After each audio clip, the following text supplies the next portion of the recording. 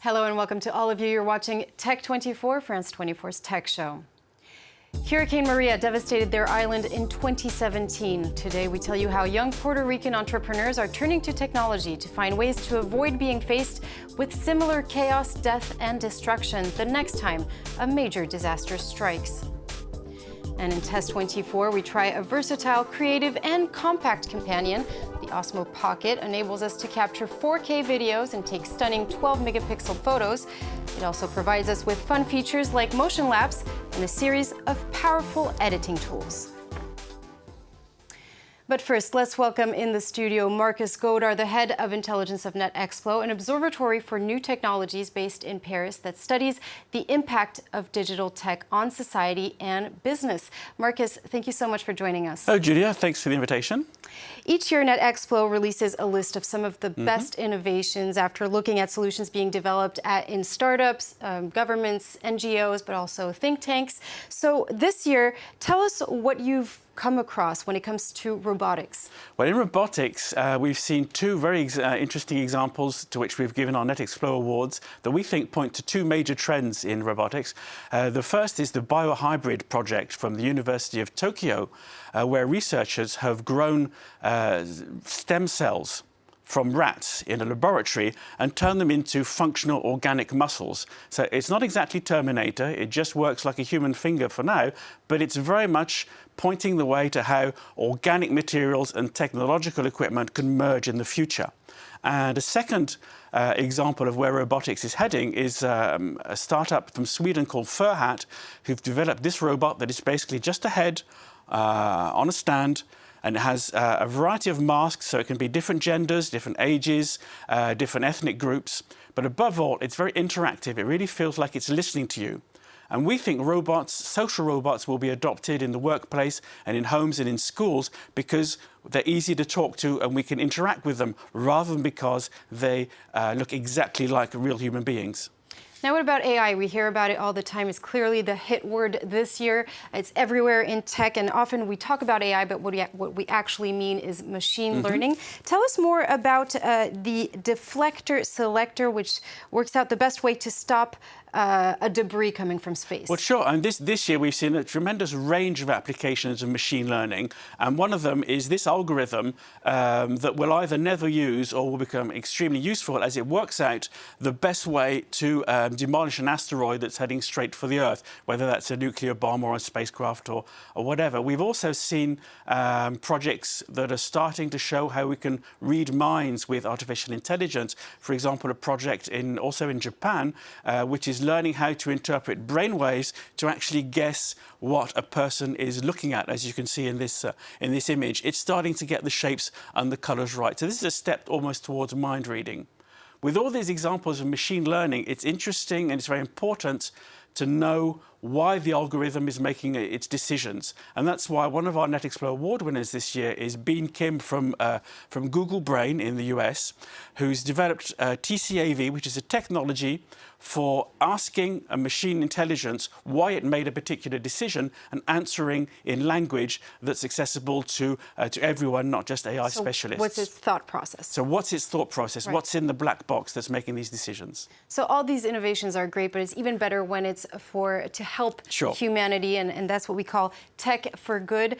There's a great app that was developed in Kenya. It's called iCut. That's right. A year or so ago, a team of schoolgirls called the Restorers in Kenya decided to do something about female genital mutilation, and they've developed this app that raises awareness and tries to fight this problem across the country and across Africa. We've also seen a great example in South Africa of a very smart AI-driven chatbot that is used to raise awareness of domestic violence. It's called Rainbow. It's developed by the founder of an organization called AI for Good. And it's a very smart chatbot that helps women realize that they're in an abusive relationship, and it tries to help them to get out of that relationship and to make a new start. So every year from our university network, we see hundreds of cutting-edge technologies and examples of startups with great projects. But it's very refreshing to see people on the ground using technology frugally in a very smart way to handle real-world problems for real people. And Marcus, we're actually going to talk about other frugal innovations. Thank you so much. Thank you. Now, young entrepreneurs are roving Puerto Rico with laptops, transmitters, and drones to test new systems that might help survivors communicate with authorities in the wake of a natural disaster. The idea is to speed up response times to minimize deaths. The need for better communications came under the spotlight after Hurricane Maria tore apart telecommunication networks and killed nearly 3,000 people in September 2017. When Hurricane Maria hit Puerto Rico, it knocked out electricity and cell towers, leaving residents isolated and in the dark. Accessing devastated areas was impossible.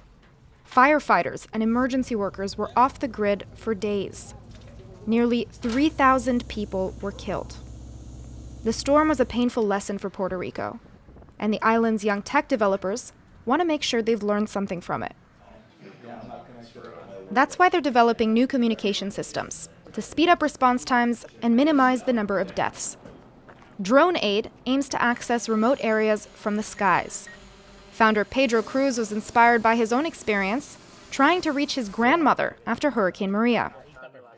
I had no way to get to her, so what I did was I went close to her house. The roads were closed, but I used my drone to check on her. When I got to her house with the drone, she heard it and she saw in the window that everything was fine. So I went around Puerto Rico with my drone to help out other communities, and I captured a lot of SOS messages, and that's where my inspiration came from. Some projects have received support from multinational corporations, like Project OWL, which is backed by IBM. It's an emergency alert network that works through a system of battery-powered transmitters, which will be scattered across the island. If your goal is to save lives and mitigate damage, the way you do that is by leveraging as much information as you can to organize and coordinate the response as effectively as possible. The tiny transmitters emit a low-frequency Wi-Fi signal that users can link to via their smartphones. They can then enter information like their name, location, medical needs, and hazards, like fallen trees or downed power lines. The system will work even when telecommunications fail, hopefully saving hundreds of lives. Developers are on the clock, though. Hurricane season begins again in June. Alpha, how about number 6? And let's dig a little bit deeper with our in-house expert, Dan and Jay Kadolkar. Hello and welcome, Dan. Hello, Julia. Predicting natural disasters is crucial for mitigating its impact on those who get affected. And that domain, artificial intelligence and big data, are playing a big role for the predictive models that can be created, like the one that was created by Google in India. That's right, Julia. Using machine learning and computation power, Google is creating tools that allow the prediction of floods or the occurrence of floods in certain areas. Now, under the Flood Forecast Initiative, the first region that was selected was Patna, which is a city in northern India, situated on the river Ganges. Now, in order to create these forecasting models, Google used a host of information like stream gauge measurements, high-resolution elevation maps, history of such events in that region, and they were able to run thousands of simulations, and that's how they came up with these models that are able to predict more accurately the occurrence of floods. Now, in September 2018, an alert was sent to people living in and around the region of Patna following high rains, and Google says that it was able to achieve an accuracy of up to 90%. Which is very impressive indeed. Now, machine learning techniques have also been used to be able to detect vulnerable residential structures in areas that are often struck by earthquakes, like in Guatemala City. That's right. This was a project created by the Geospatial Operations Support Team of the World Bank, and they used images from satellites, from drones, and street views, and these images were fed into a machine learning algorithm to identify such vulnerable structures that are prone to earthquake damage. Now, a combination of satellite and drone imagery was able to identify rooftop materials that essentially indicated the kind of construction that took place. Now here as well, there was a great accuracy achieved because out of the 5,000 buildings that were scanned, around 503 were identified to be structurally weak, and that the accuracy was as high as 85%. Now, last but not least, it's also important to train rescue workers in the event of a disaster, to train them to face the type of destruction, chaos, and death. That's right. The International Committee of the Red Cross is using virtual reality to help train people who are involved in disaster management and relief. So here you can see this is an example of a worker undergoing training in a simulation that essentially involves identifying bodies for repatriating them.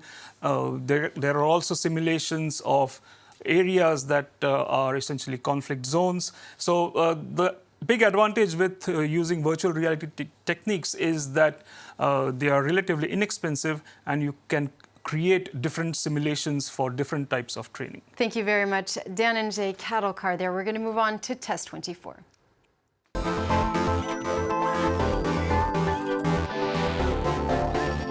And there's only one word to describe DJI's Osmo Pocket stabilized camera, and that is simplicity, Dan. Yes, absolutely. In fact, it ticks all the important boxes. First, as you mentioned, simplicity. Second is its ease of use. So as you can see, there are only two buttons here. One is to launch the camera, and the second is to start and stop recording. Third is its size. It's very small. It measures only 5 inches in height, so you can literally carry it in your pocket. And fourth is its quality.